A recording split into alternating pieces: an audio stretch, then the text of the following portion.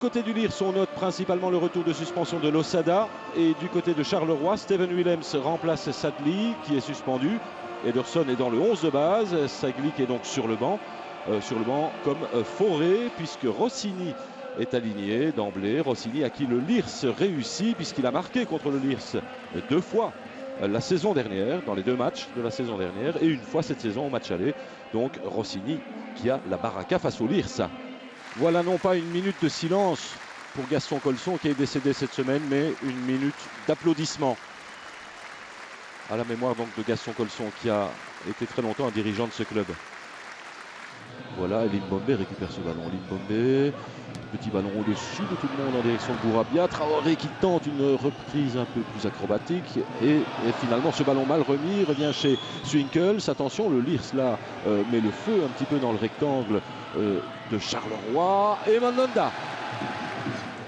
Rossini qui écarte Timon.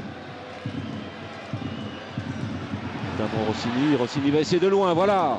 Une tentative de Rossini qui passe à côté, c'est pas cadré, mais c'est peut-être à considérer comme la première vraie tentative du Sporting Charleroi à la 37e minute. 39e minute et ce coup franc pour Limbombe. Le Lierse et ses goals 0-1 avec ce coup franc. Le premier vrai coup franc bien placé dans ce match, hein, que ce soit pour Charleroi ou pour le Lierse. Et Limbombe, un des plus actifs liérois d'ailleurs ce soir, qui marque directement.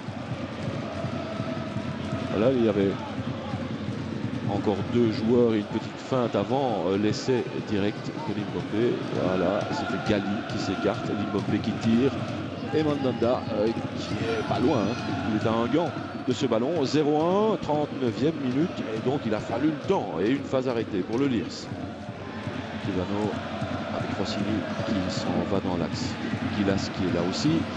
Voilà Rossini maintenant. Rossini directement. Et la détente de Berezovski. Ça revient chez Kebano. Gilas peut-être pour la dernière tentative du Charleroi dans cette première mi-temps. Et oui, là c'est quand même un peu plus net. Joli mouvement qui s'achève par cette tête de Neskens Kebano à la 45e minute.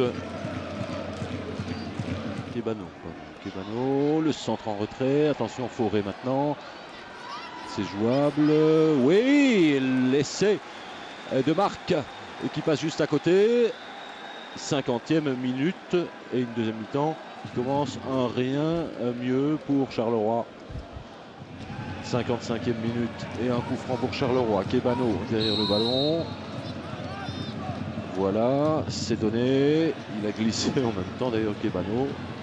Cela dit, c'est pas fini. L'essai de loin pour Berezovski. C'est Guillaume François qui a tenté de loin sur ce ballon qui revenait après le coup franc. Ça va revenir, non. C'était pour Bourabia. Diagne continue. Cela dit, c'est pas fini pour Diagne. Attention à lui. C'est goal, non. C'est juste à côté. Enfin, disons, juste vu l'angle d'ici.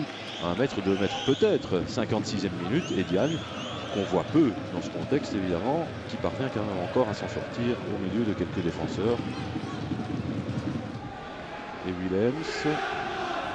Marc, il va essayer de loin. Non. Il écarte pour François, le centre de François. Joli, la tête et c'est l'égalisation. Cédric Fauré.